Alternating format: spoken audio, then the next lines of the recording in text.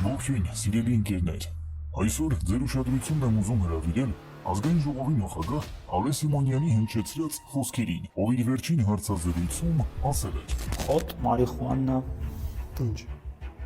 ոնց ես վերաբերում։ ոչ մի ձև չեմ վերաբերում, համարում եմ, որ դա նույնպես կոնտրոլի կարիք ունի եւ այդ կոնտրոլը աչքերը փակելը չի ու ջայլամի Ժամանակին քաղաքականություն։ ասել ես, որ պետք է օրինականություն։ Ես հիմա եմ համարում, որ պետք է օրինականացնել,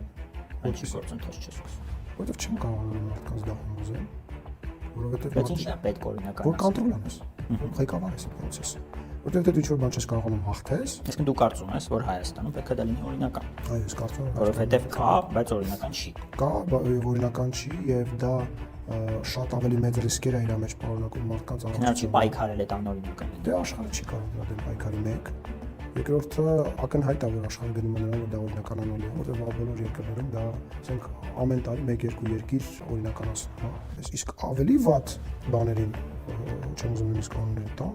կատեգորիկ վատ են վերաբերվում եւ համարում եմ, որ ամենադաժան պայքարը պետք է իրականացվի։ Ալեն Սիմոնյանի այս հայտարարությունը լայն արձագանք գտավ հասարակության շրջանում։ Նրա դիտարկումները, թե աշխարհը անշեղորեն գնում է դեպի մարիխուանայի օրինականացումը եւ որ դրա դեմ պայքարելը անարդյունավետ է, բարձրացնում են մի շարք կարևոր հարցեր, որոնք պահանջում են խորը եւ համակողմանի վերլուծություն։